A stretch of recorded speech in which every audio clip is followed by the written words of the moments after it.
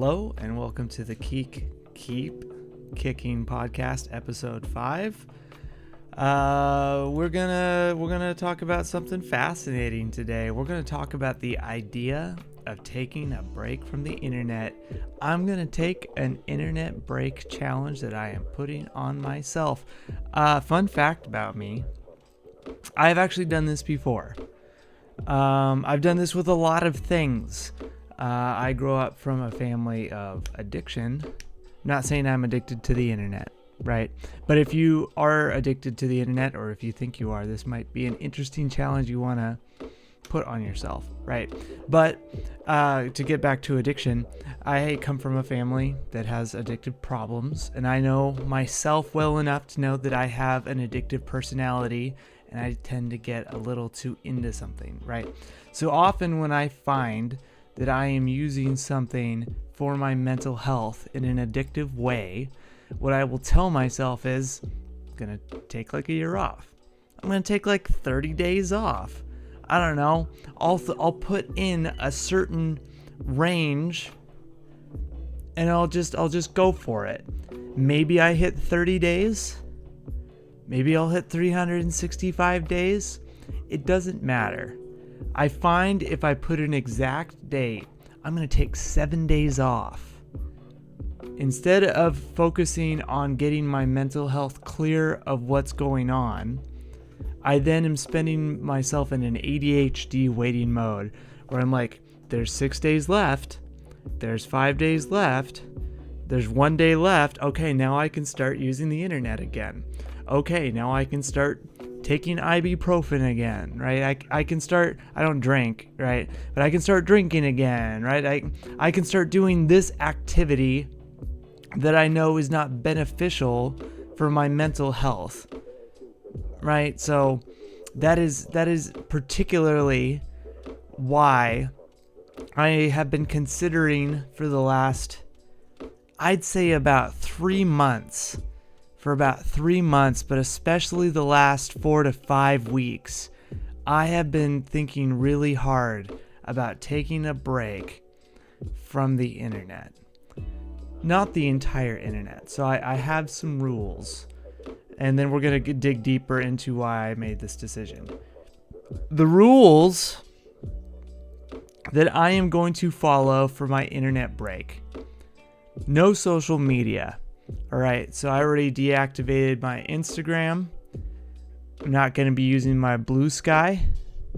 I'm not going to be using my Twitter account, except I have a couple people through my First Kick Seahawks part of the channel that I need to follow up with, right? It's also something that I use for news, so we'll get to that. But Facebook, I use that to keep up with what's happening in Tillamook, so I'm not going to be using my Facebook. Way to dox yourself, right? But I use it as a way to keep up with what's going on in my small town. So if there's something happening within the town, like an event, right, that's where it's typically posted. But I am going to challenge myself to try to find ways to know what's going on in the town on foot, which is hard for me because I'm disabled. I don't drive anymore because of my disability, and I'm often in my wheelchair, but I'm going to challenge myself to find ways.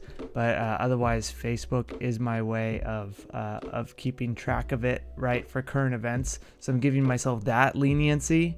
But other than like, hey, go to the events tab, check the event, I'm in and I'm out, right?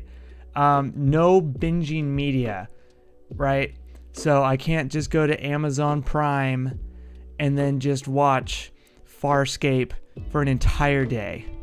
But that doesn't mean that I can't just like, this is a good one. I can't just like watch an episode of Farscape if I'm not feeling well. I'm often bedridden and I need rest. So it wouldn't be fair to me to not give myself some. But here's one: no media while eating. I'm not going to watch a television show or a movie or have music on while I'm eating. I'm going to have food Maybe I'll take my meal out because we have a dining room for the community. I'll use the community dining room that we have. I'm gonna just not have a movie on or something. Gonna treat it like the 90s before internet took us over, right? We're not gonna have a television in front of us at all. No media, movies, anything like that on while I'm eating.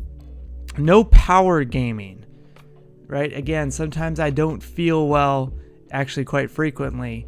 So if I'm not feeling well and I'm feeling a little antsy, maybe I'll play some Borderlands.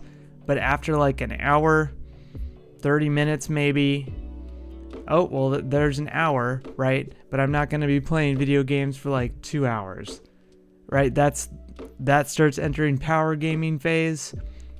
We're not going to be doing that. An hour is my limit. No mobile apps. That includes things like Sudoku. I like using Sudoku because it helps me focus. But what I should be doing instead with my time is I need to go back to meditating. So I'm going to be meditating. No Sudoku. No chess. No blackjack. I don't do blackjack. I don't know why I listed that. I've listed it because blackjack is in Fallout New Vegas, and those that know, right? But no Sudoku and no chess, right? No games on the phone. Here is what is allowed, though. I can listen to music, right? Again, but no binging media. I can't just have music on the entire day. The point is to allow my brain to have thoughts. If I'm having a depressive episode that's related to my thoughts and I'm covering it up with media, I can't binge music as a way to distract my thoughts and my emotions, right? I need to take a break. I can have some traditional media, right? I can watch an episode of Farscape. I can put in a DVD and watch a DVD, right? I can read a book. But I can't just read an entire book in one sitting, which is something that I used to do. I'm not going to get back in that habit. I'm not going to watch the Lord of the Rings trilogy all 3 in a row, right? That's not a good habit to reinforce. So I can watch some traditional media, some gaming, right? An hour. I can watch the Seahawks games. They only show up once a week. We're going to have the Rams this week. Then we have a bye week.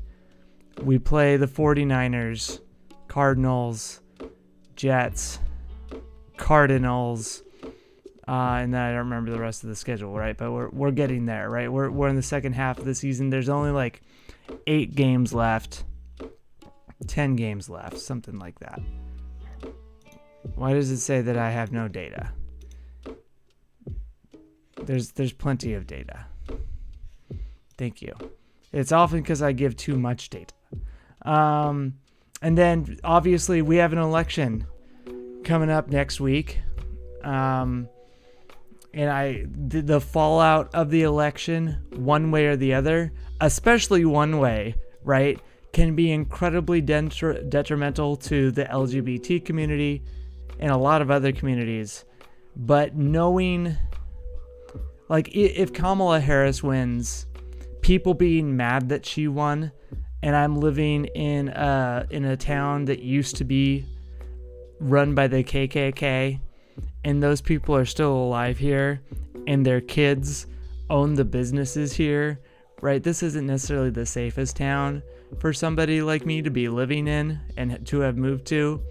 So, like, if they're mad for some reason, it might not be the safest town to be in. I've already had people in this town threaten to put me, quote, in the ground.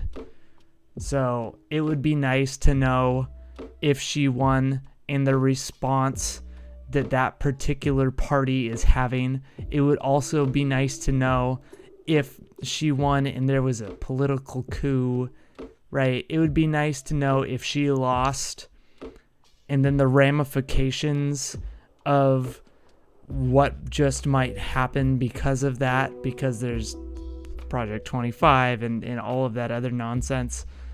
Not, you know what I mean by nonsense, right? Shit's scary out there for everyone. So I don't want to be completely uninformed, right? So the ability to Google and research is important. Okay. And so, yeah, the idea is that I'm going to be taking a break from the internet for two reasons: mental health, and then to experiment. Because I have taken breaks from the internet before, but not with this specific intention in mind, and I'm going to get to that. I'm in my 30s, and obviously I'm in that age range where when the internet was starting to become what it was, I was in my tweens, right, watching Homestyle Wino and BadgerBadger.com. Jib Jab was a thing, right? That was the political landscape at the time, was Jib Jab and red versus blue. Jon Stewart was a young kid doing The Daily Show. The internet was a completely different landscape. When YouTube came out, it didn't even have commercials, right? YouTube was just a place where it was like the Wild West, and then it's become, 20 years later, 25 years later, really, really hyper controlled, which is a good thing and a bad thing. But there's a few reasons why I don't like using social media, and there's a few reasons why I don't like using YouTube, and it's like a Venn diagram. A, the advertising is incessant. You can't have a YouTuber, for the most part, the YouTubers that you search for, the ones that you can't help but find because they're put in front of you, unless you search and you find a small YouTuber like myself. And I'm not saying, watch me. There's lots of small YouTubers out there who you do not have a deal, right? But I'm talking about the ones that YouTube wants you to find for reasons. There's a lot of advertising on their videos. There are YouTubers that are not getting paid who still have ads playing on their videos because of how popular they are. And they can't control what those ads are. And a lot of those ads are from companies that are pretty awful and putting some transphobic, some pretty racist, some genocidal garbage on somebody else's videos. And I've been on YouTube before, where 15 years ago, there was a video of a guy where he had a dash cam, and dash cams are common now, but the dash cam was the car flipping over. He had the sunroof open, and you could see his body lift because he wasn't wearing a seatbelt. His head goes through the sunroof, and then the body goes down and there's no more head, right? Because the act of the car flipping over decapitated him. And that was on YouTube, right? And everyone who's used the internet to some extent has seen something on the internet that has just kind of scarred them for life, and they either just blinked it off or chuckled it off. But you can't use certain social media platforms while there is a genocide happening in Palestine and in Gaza right now. People will be like, you're not doing anything about, a genocide happening across the nation. Sorry, not the nation, the planet, in another nation. And they'll post people being burned alive and kids being burned alive. And yeah, that's horrifying. But you just put that in my skull. And I'm already bothered by the situation. I didn't need to see that. And that's been happening on social media forever, right? So how much longer Like, me seeing that isn't going to change my opinion that, yeah, that situation is horrible and we need to do something about it. It's not going to change my vote one way or another. And I'm not going to tell you who I voted for. I didn't vote for Trump, right? To be clear, I did not vote for Trump. I didn't vote for Jill Stein. You know, but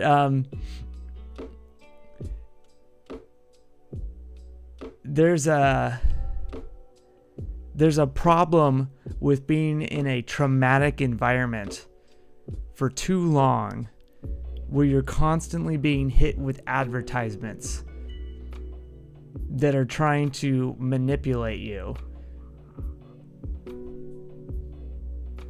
You watch a Seahawks Bills game where you're getting your butt kicked, and that's stressful enough, right? And then it's brought to you by Progressive, Geico, blah blah blah blah blah, and then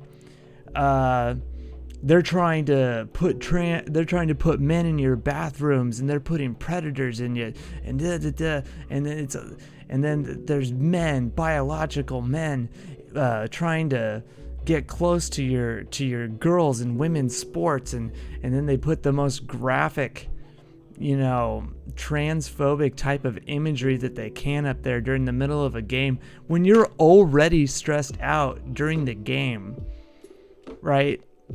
And they just smack you in the face with it. And it's like, I just wanted to watch a football game for a few hours, win or lose, and not have to deal with the fact that I live in a town where somebody said that they want to put me in the ground.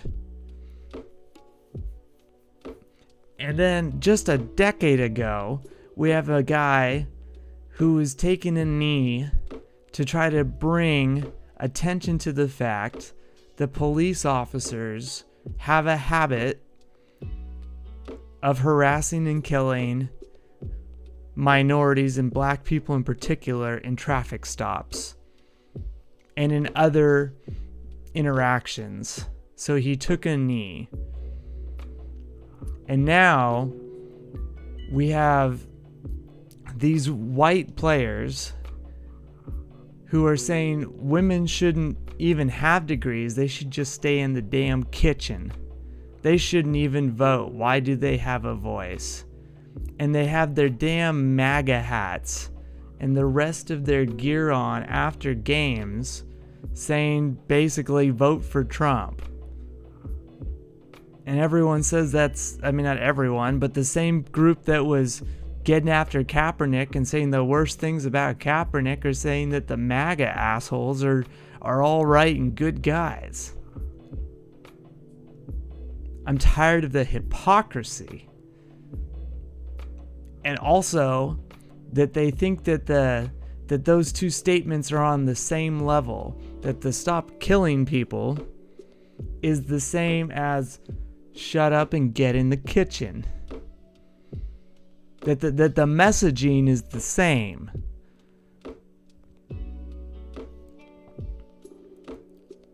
And so it's hard for me, right? Because that's the main reason for the past about 4 years I've been thinking about quitting watching the NFL, which is something that I've been struggling with because I love Seahawks football.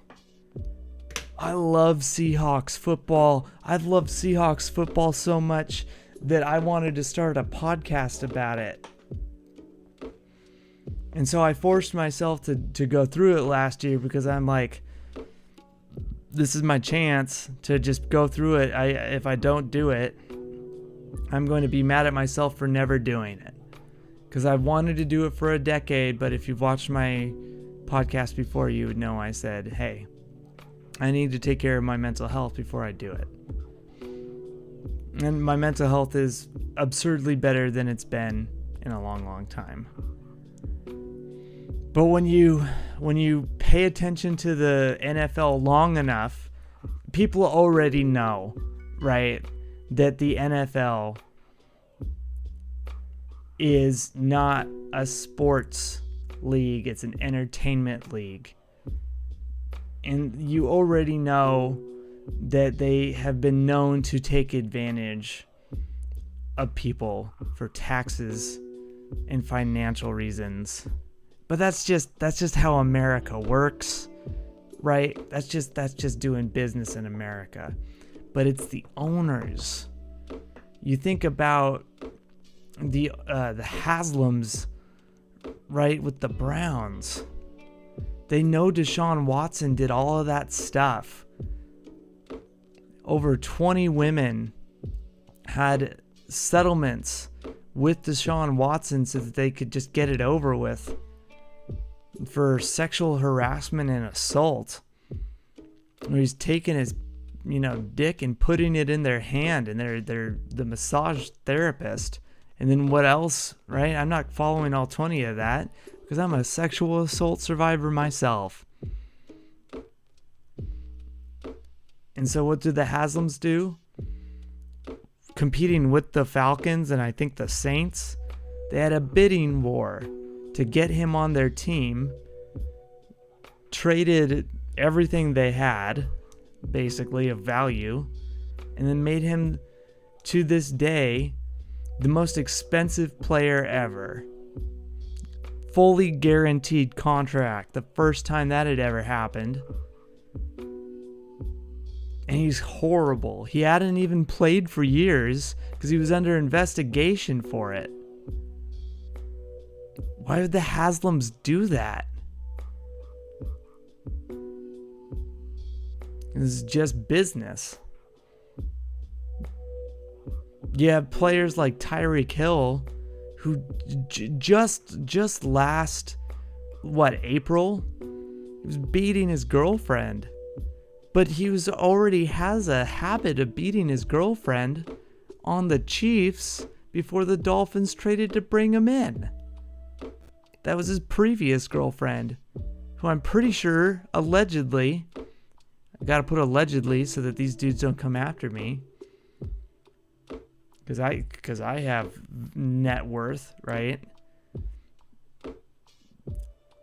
He reached a settlement with his ex-wife or ex-girlfriend who had his kid. She was pregnant. Brought Tyreek Hill anyways. And then after he did it, the Chiefs made him one of the highest paid wide receivers in the league. Ben Roethlisberger is the same story. You look at the, the Schultz family or whatever they're called with the Texans. They made their wealth off of the for-profit prison complex. Woody Johnson from the Jets. He was Trump's ambassador to the United Kingdom. And he very well may have fired Robert Saleh this season because Robert Saleh, his family's from Lebanon, right? Genetically, right? I don't know what generation. I think he might be first generation, second generation, right? Like how my family, has connections to Scotland and like Poland and Germany and Ukraine, right? They were all over the place. But he has some connection to Lebanon, so he was wearing a Lebanon pin. Well, right now, Israel and Lebanon not getting along so well. And so he wore that pin while in London. Woody Johnson, owner of the Jets, was over there with his ambassador buddies or co-workers, whatever you want to call them, in the United Kingdom. And they're like, why is this dude wearing a Lebanon pin? Got embarrassed or something, and then fired him. Now, he didn't play well in the United Kingdom, in London, right? But everyone thought that was really weird, that you would fire him so close in the season with a quarterback that was that old, with a defense that was playing that well, and the coach was a defensive coordinator.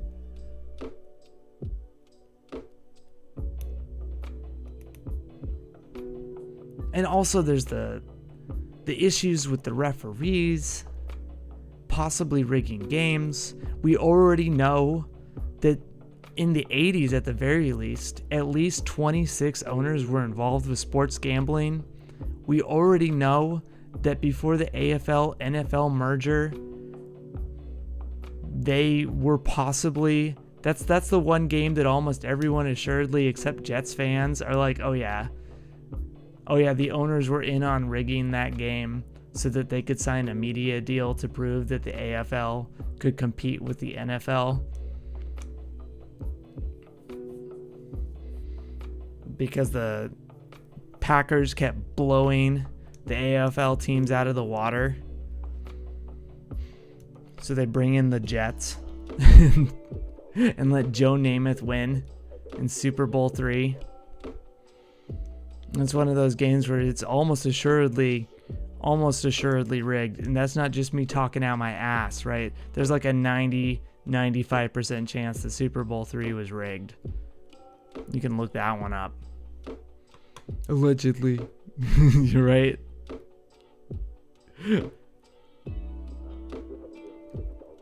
And so I've had trouble like wanting to continue to watch this sport because a lot of the fans are incredibly toxic. And I didn't realize that when I started getting into the sport. Like, I thought you guys just liked the sport. And that I haven't even talked about the actual acts of the football players on the field. There's some toxicity about whether or not such and such player is good or not, and I just hate that man and you're loathing all over it. That's just sports hate, right? But all the stuff circulating the sport, the people involved with making it run, right? The traditions around the sport has not historically been good. The concussion protocol, right? The money involved with getting everything around.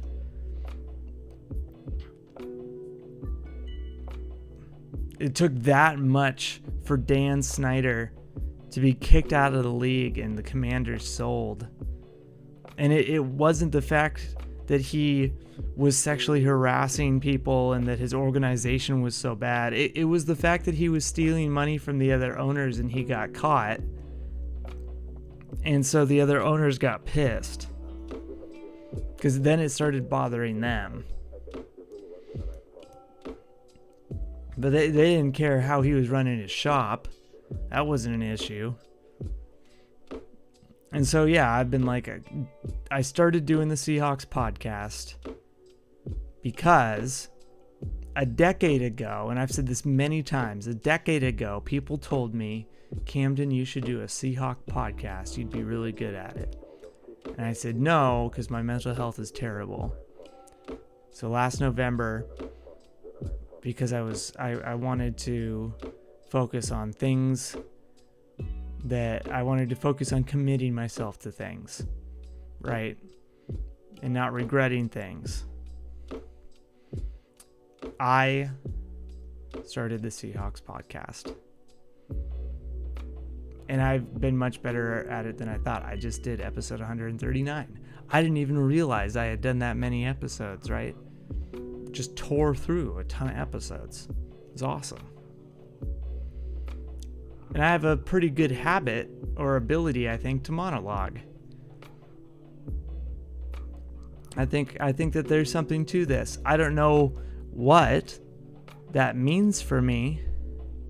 But I've spoken before about how one of the big challenges in my life is finding identity. And with social media and with hiding behind certain medias, I have always had a habit of using them as a way to hide. And a lot of people do this. There's no shame in it, right? Some people, when they're afraid of their emotions, they go drink alcohol, or they go smoke a ton of pot, or they go listen to loud music, or they go harm themselves, or, you know, some people, they doom scroll. They go get involved in a lot of sex, right? There are tons of ways for people to distract themselves from their thoughts and from their emotions. when I was really young, I was having identity problems because of the way that I was being raised. I was in a traumatic home, and then I was also in a strict home. And in neither of those homes was I given the space to figure out what the hell was going on. And I had a lot of thoughts and a lot of emotions, and I wasn't being taught how to have healthy ways of dealing with those emotions. So what I would do was I would throw myself into what was available to me, which would mean, like, I guess I'm reading the entire Lord of the Rings in one sitting. Not The Fellowship, not, The Two Towers or The Return of the King. I'm reading all three in one sitting. The over 1,000 pages, I'm just going to read that whole freaking manual in one sitting, right? I'm going to read 20 books in a week. My favorite movie is about to come out. It's like the 5th in the trilogy. I'm going to watch the first 4 in a row. And then once the 5th one comes out in theaters, even though I'm jet lagged, right? I'm going to do things to make sure that I don't have any space for emotions. I'll just play video games for 27 hours in a row. And people would think that I'm, being lazy. I'm actually being very productive. Being very productive by making sure that I don't feel what I'm feeling, which is at the time a lot of pain. A lot of pain and a lot of anger, right? And frustration. And the thought that I didn't have a voice, and most importantly, not knowing how to use my voice. And that's why I didn't that's one of the reasons why I didn't start the podcast a decade ago, is because I was still finding my voice, identity issues, right? And then I came out, and my voice started to come out a little bit clearer, right? Now I can speak pretty openly. But my counselor, because I'm seeing a new counselor, she gave me some homework this last week that got me thinking about the internet, right? This is related. It is about core beliefs. And to preface, I'm not a licensed therapist or a counselor or a psychologist or a psychiatrist or anything like that. I'm just a person who's gone through a lot. And if you want to share this journey with me, you are more than welcome to. So, core beliefs, according to the paperwork, are a person's most central ideas about themselves, others, and the world. These beliefs act like a lens through which every situation in life experience is seen. Because of this, people with different core beliefs might be in the same situation but think, feel, and behave very differently. Even if a core belief is inaccurate, it still shapes how a person sees the world. Harmful core beliefs lead to negative thoughts, feelings, and behaviors, whereas rational core beliefs lead to balanced reactions. For example, a negative core belief would be, quote, I am a failure. A reaction could be like a thought of course I failed, so why bother? The feeling of this core belief would be, I am depressed. A behavior would be that you make no changes to your life, right? If you find that your room smells bad, well, it smells bad because I'm such a failure. I can't even keep up on my dishes. And I just feel so depressed.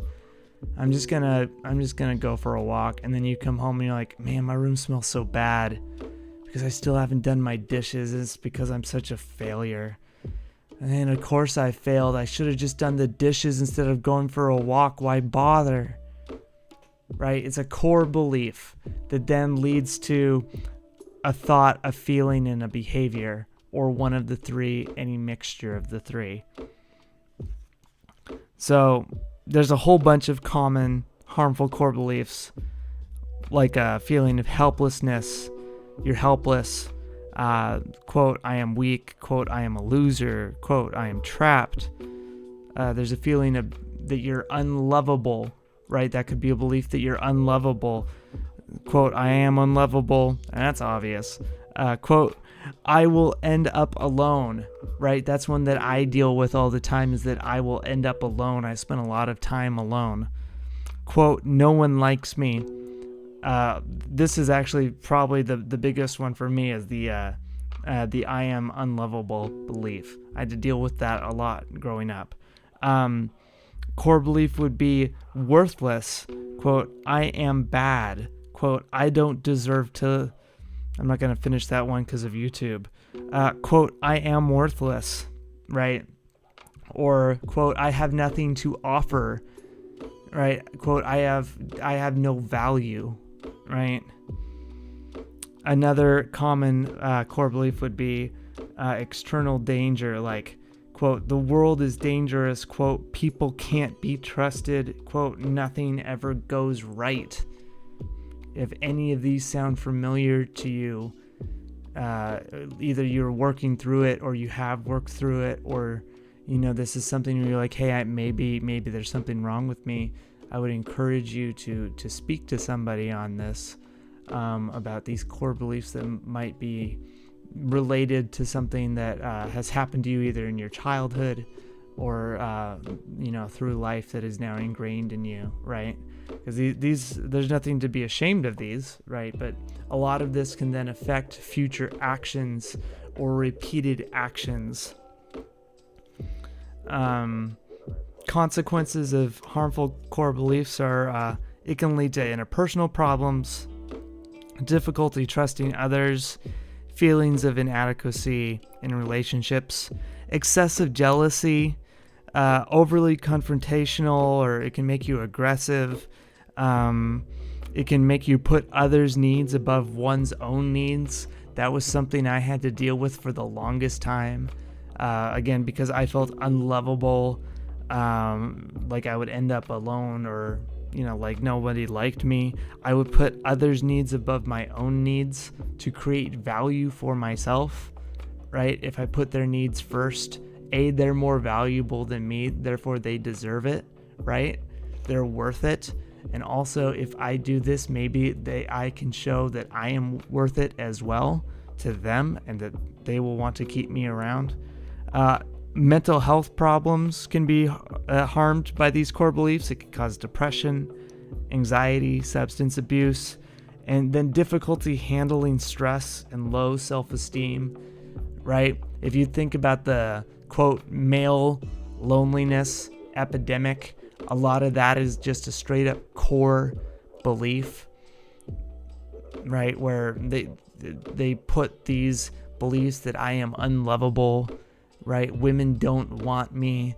I will never be a, quote, high value man, right? You hear it now, all these core beliefs, how that can be very, very harming and self-sabotaging, right? All right, so facts about core beliefs. People are not born with core beliefs. They are learned. Core beliefs usually develop in childhood or during stressful or traumatic periods in adulthood. Information that contradicts core beliefs is often ignored, right? So if you're watching some video that's for self-help and they're like, hey, this might help you feel better, and you're like, I don't think that would get it done. Or I tried that. I tried going for a walk and meditating, and that wouldn't help. I tried talking to a friend, and that didn't help. I tried medication and it didn't solve the problem. You know, you might just shove that to the side because, you know, or I tried self-reflection and it won't change anything, you know.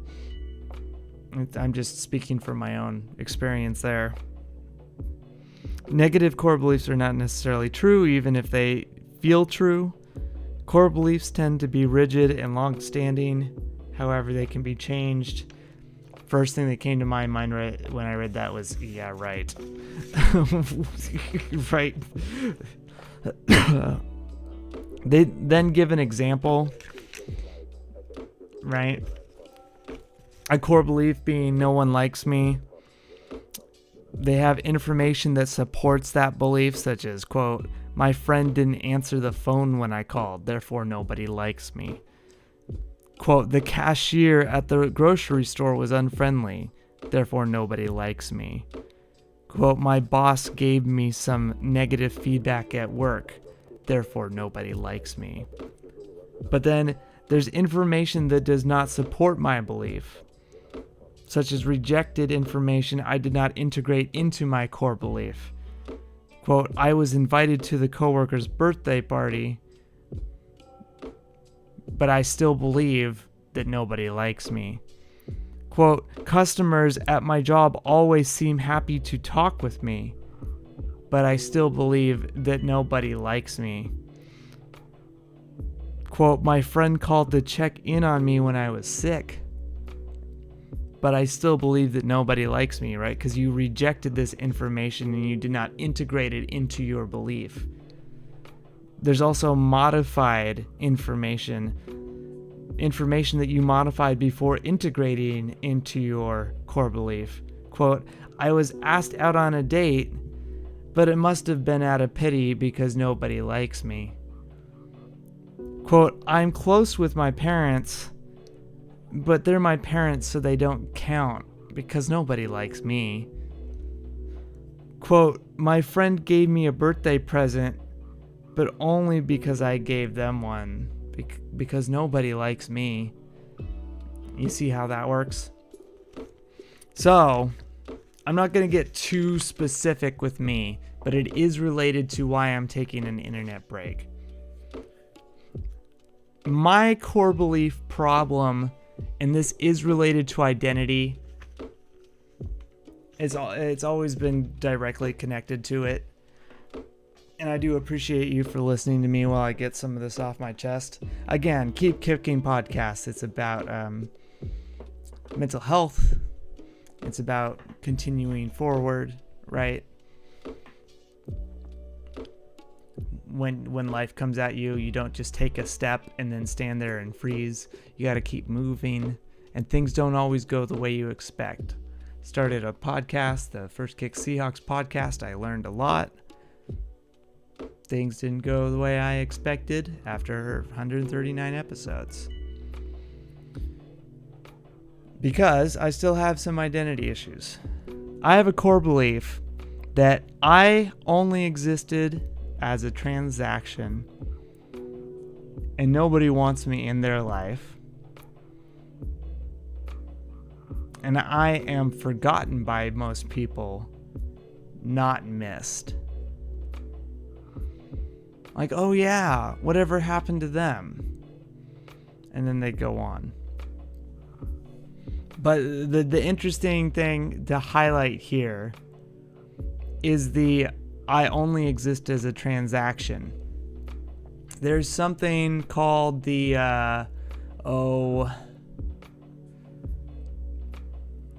narcissistic parents are known for having transactional relationships with their children.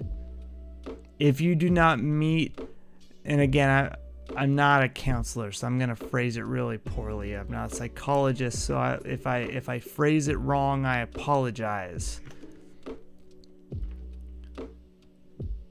A narcissistic parent expects a child to behave a certain way to accommodate what the narcissistic parent wants in their life.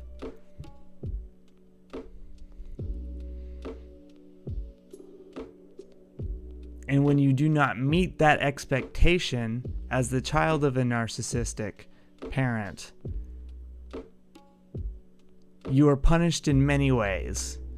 either with shame or physical violence or just straight up gaslighting. And these can be very harmful for the development of the child, the self-worth, and the identity, where the child feels like they don't have their identity. They instead feel like they are now an attachment, an accessory of the narcissistic parent. That their wants and needs in particular, come second to the parent or don't come at all. They have to step in line with the parent. If the parent walks this way, they have to walk that way. If they break, rank, and file in any way, they will be punished until they walk the same way. Therefore, the relationship becomes transactional.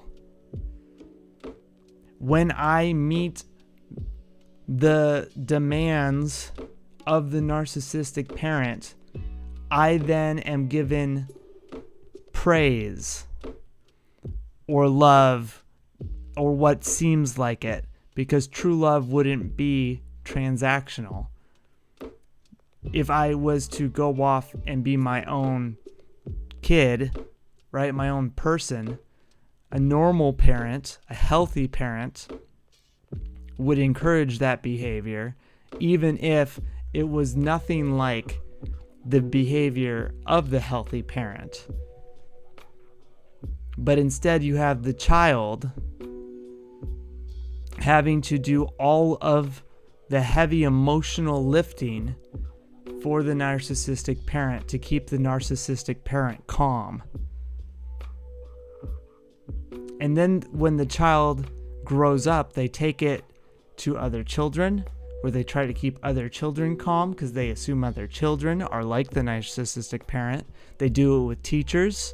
They do it in the workforce, where sometimes they are the hardest workers and they reach burnout the quickest because they are constantly accommodating their bosses and their coworkers. Put it all on me, because they are used to doing that for the parent until they just completely snap. I think they're also known as the scapegoat child. The reason why everything is wrong in the world. When the narcissistic parent is having an emotional issue and they see the child, instead of dealing with their emotional issues, they then find a reason for why the child is the reason for their emotional issues. If you've ever dated a narcissist, you'll know what I'm talking about, where you're doing nothing wrong and they just want to pick a fight. They'll find a reason to start a fight, and when you try to verbally defend yourself, they'll play victim. Everything ends up being transactional. And they're always the one who needs to get the paycheck from you. And so I've learned this lesson, that I exist as a transaction. And I'm not going to get into the exact details. But how does that come into the internet? Well, the internet was a place where I could go on to Neopets and I didn't have to worry about that. I didn't have to worry about somebody breathing down my neck. I could just walk away and come back and everything was saved. My thoughts were saved where they were. If somebody came and obstructed the little identity I had made there, not a problem. If I was reading a book, I could put a bookmark in there and come back. If I was playing a game, I didn't have to worry about my chest pounding because I was worried about the stress that had just been put on me. If some family member or a narcissistic parent was nearby and I was stressed out of my gourd, I could take that stress and apply it to a video game, apply it to a television show. I might not be capable at the time of processing what was on the screen in front of me because I was having next to a childhood equivalent of a panic attack. Couldn't hear what the characters were saying, could barely process what was happening on the screen because there was somebody in the room next to me, and just the peripheral thought that they're in the room next to me is stressing me out. But it was a good distraction from keeping me from absolutely panicking, right? It was covering emotions. And so then when the internet finally, becomes a high aspect of my life, because I had already had that with movies and books, and video games. And then eventually it was the Seahawks. You know what I used to do for fun? Instead of going home where it was stressful, I'd go to a Sherry's. Sherry's doesn't exist anymore. It just closed down. Go to a Sherry's, pull out a laptop, and it would be like Mike Holmgren or Bill Walsh or somebody doing a clinic for like 3 hours, breaking down some tape, order some food. They'd come back after I was done eating. I'd order more food. They'd come back, order like some dessert. I'd leave them a gigantic tip. Then I'd get out there with my notepad, right? I'd sit there for like a couple hours like a detective on a cold case murder, right? Just sitting there sifting through all these crazy notes, breaking down tape all day long. And then I would get home and I would break down some Seahawks tape. Or I'd break down a 49ers tape or Green Bay tape, Broncos tape, or Patriots tape, because those were the really, really good teams in like 2012 to 2016, right? Those were the teams that I would look at the most. Or I would go look up really, really old tape of the 49ers back in the 90s and the Seahawks in 2005 just to check out the offensive line. 90s 49ers and then Broncos is Alex Gibbs. His own blocking scheme. But yeah, why did I do that? I'd say, well, I wanted to get closer to my brother because he liked football. Another reason was transactions. I was raised where if you're gonna do something, I couldn't just do it for myself. If I was gonna do something, it had to be of value. I couldn't just enjoy something. I had to make it of value. I couldn't just sit there and be like, that was a fun Seahawks game. I had to know so much about it that if I was to talk to a coach, I might be able to coach somebody on their team, or be like an assistant on their team, or help scout on their team. I could be of some value on their team because otherwise I'm not worth anything. If I got a camera and I'm interested in taking some pictures, right? Maybe I'm interested in photography because there's an elective in high school and they require me to take photography. So I'm taking photography. Well, if you're going to do photography, make sure that it's valuable. You're not wasting your time. Can you turn this into a career, or you're just wasting time? If I'm reading books, well, are you going to become an author with all those books that you're reading? I'm writing for fun because the girl I like writes for fun, and we write fiction together.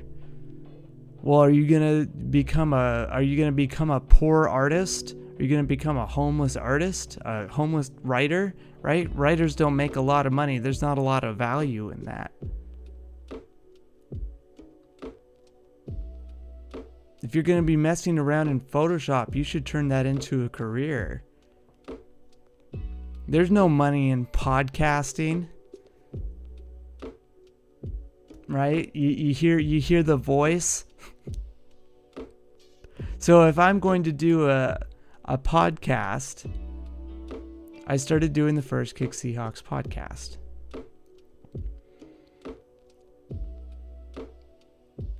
And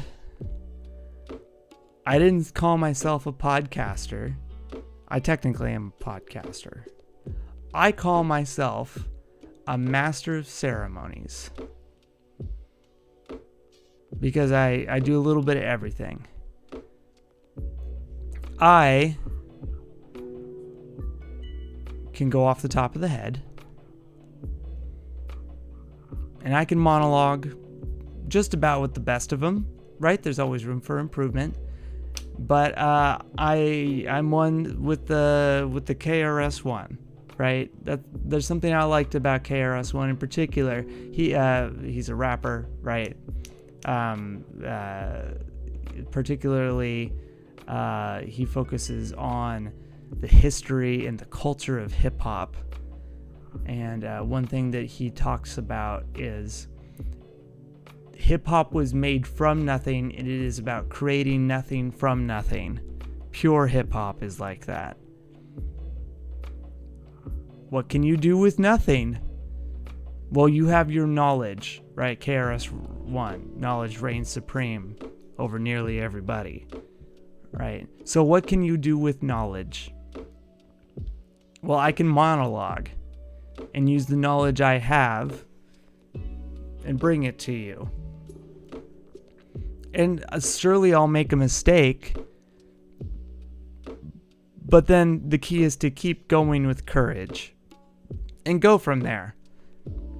In music, you know, everything starts off with the kick. And so when you're freestyle rapping, there's a kick. You count the fours, right? Each bar has fours for the meter. You go 4 for that bar, 4 for that bar, 4 for that bar. But if you can't do that, right? If you can't count music, well, what can you do? That's fine. Hum. Snap your fingers. Dance. Can you break? Can you scat? Can you do graffiti? Can you do open word? Can you just, while the music's playing in the background, can you pray to your God, right? If that's something that you believe in. Can you cook while the music's in the background? What can you do that is an identifier of you? And ironically, what I learned over the years of trying to find my identity is that I have the ability to speak, which is something that I was not allowed to do in my mind growing up. If I spoke, I had to mask. I had to speak as somebody else. So it was important for me during my journey to start the first Kick Seahawks podcast, because then I could speak, you know, as myself about the Seahawks. But as we've discussed, I have frustrations about the NFL as a whole and the ownership, the advertising surrounding it. I have issues with social media. I don't think it has been particularly healthy the way it is being used. With the implementation of AI and bots, Elon Musk purchasing Twitter is also dystopian as all hell. The way that content creation has changed the landscape of conversation on the internet has not been healthy. And then also the way that I have historically used media and the internet as a way to silence myself mentally and mostly emotionally as a coping mechanism for trauma. Right now, I feel like I've had a really rough year in particular, but the last decade has been really hard on me. My whole life has been hard, but the last decade's been really hard on me. The last 2 to 3 years, let's go 3 years, have been excruciating for me. And I keep kicking. And it's one of those things where, what is social media serving me right now? Other than I keep telling myself it's a way to stay in contact with the Seahawks community. But the only reason I'm doing the Seahawks is because I like the games.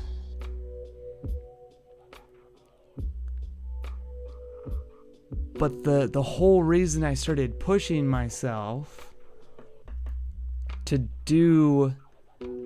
study it hardcore and get really into the coaching aspects and breaking down tape, and then also just to maybe even start the podcast, was because value. Become valuable. If you bring value, then you'll be worthwhile, right? If you make a podcast, then people will like you. Well, what people? I don't care anymore as much, right? I mean, I care a bit, obviously, but like growing up, it was create value for the narcissistic parents. But they're not in my life anymore. So then, I don't have bosses anymore because I'm disabled and I can't work anymore. I'm not allowed to work anymore. So I'm not creating value for bosses. And I'm not dating, and I'm not dating a narcissist anymore. So I'm not creating value for that. So it's probably just a desperate attempt to reach out and have human connection, because that's how I was taught growing up, that this is the way you have human connection, is by creating a transaction. You give content to people, then people will want you, Camden. They'll want you in your life. Does this mean I'm going to quit doing the podcast? I don't know. I like doing it. I like doing the podcast. But emotionally, I haven't been doing it for the right reasons, and we've discussed that many times. I like doing this podcast, and my family wasn't always too keen on me listening to podcasts, right? But I've definitely haven't been listening to podcasts as much the last decade.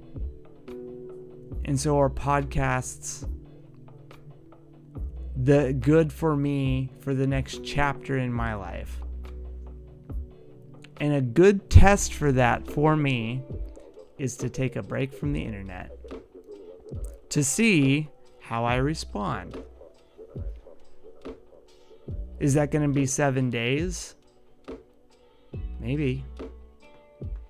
We got the Rams game in a week, and then we got the bye week. The bye week, I have 2 guests or a guest, depends, right? That is supposed to be scheduled for the bye week. And then the following week is the 49ers, and that should be the last guest that is scheduled. And so that's like, I want to continue that for like credibility purposes if they would like to still do it. But like, as far as posting regularly, I don't need to do that. Instead, I should just post how I want when I want and figure out what that means.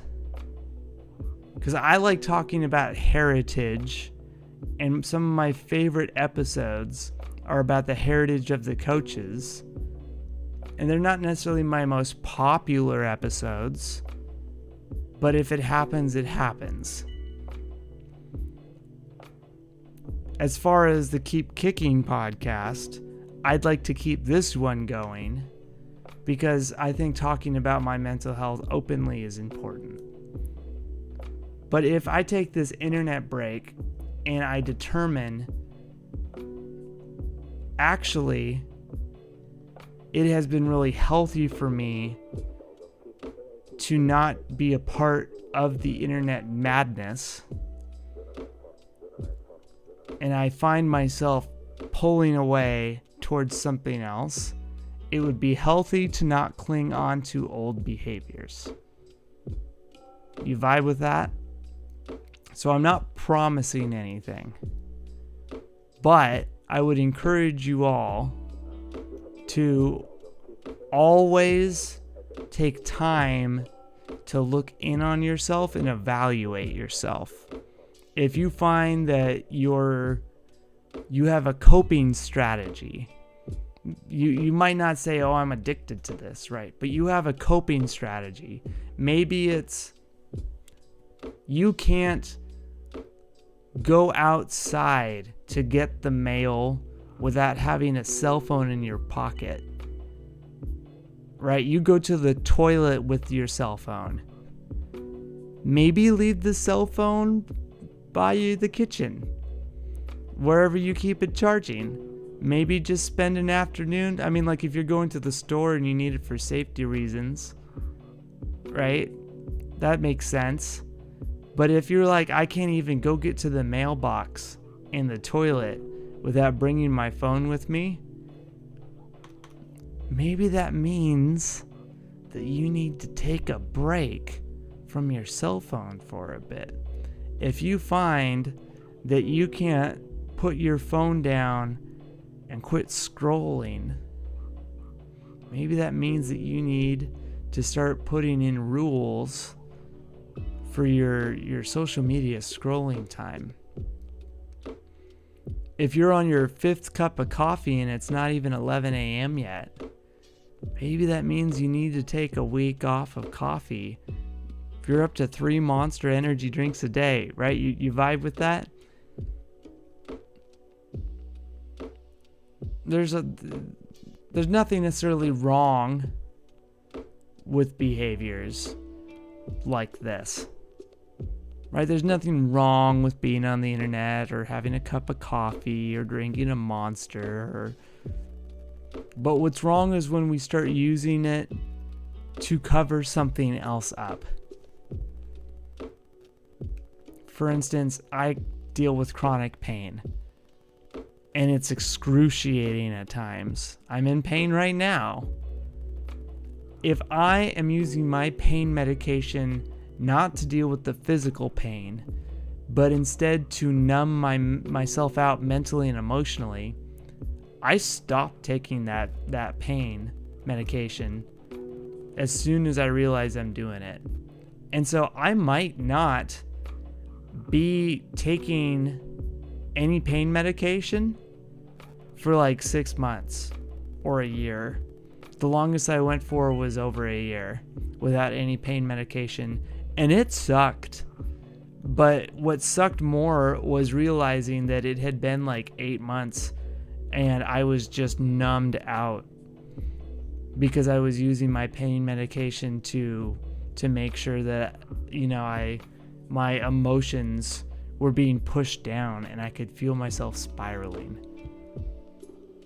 And so I don't want to ever enter that. And I'm not saying I'm entering that right. I'm not saying I'm in a bad place right now with the internet. But I can definitely feel myself right now entering this place where I'm going to start using the internet for those types of things. I'm feeling tempted to just turn on Farscape and watch an entire season over the course of a weekend. And so maybe I should just have it all off. Clean the bedroom. Take a nap. I'm supposed to rest a lot with myalgic encephalomyelitis. Read a book. I'm not supposed to really read books anymore. I get headaches. Do something different. Change it up a little bit. And get the brain used to living without the internet again. Anyways, I had an alert multiple times during this stream. It's just about the bit rate. I can never get the bit rate right. It's been like, I've actually not just been streaming since last November. I was streaming the year before to test things out. And I could never get the streaming just right. It says excellent connection, and then sometimes it doesn't. The problem is the laptop. But thank you for listening to me as I expressed what's been on my mind lately. And it may not be the easiest topic to discuss, but this show isn't always going to be about easy topics. And sometimes the topics that we need to hear the most aren't the easiest ones.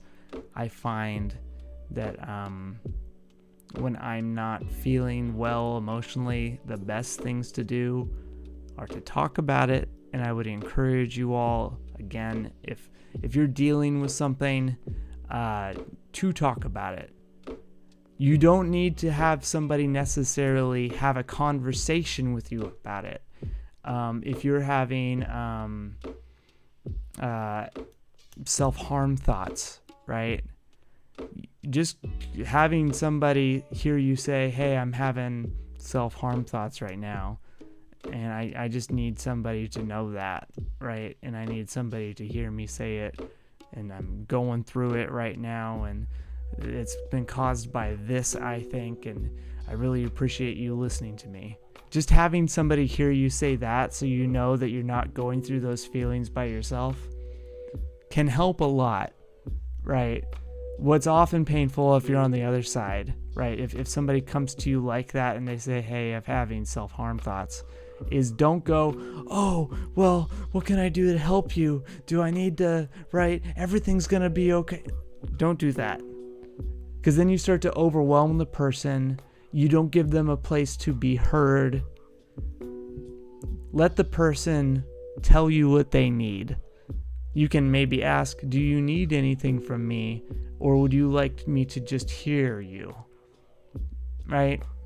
Because everyone's different. For me, most of the time, like a good 90% of the time, I just need somebody to hear me because I feel unheard, which has always been a problem for me my entire life, is I have not been heard, right? So if you feel like you aren't being heard, find somebody who can hear you.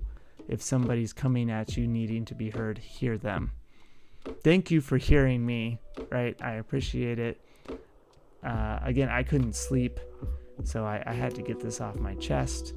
Thank you for listening to the Keep Kicking podcast, episode 5.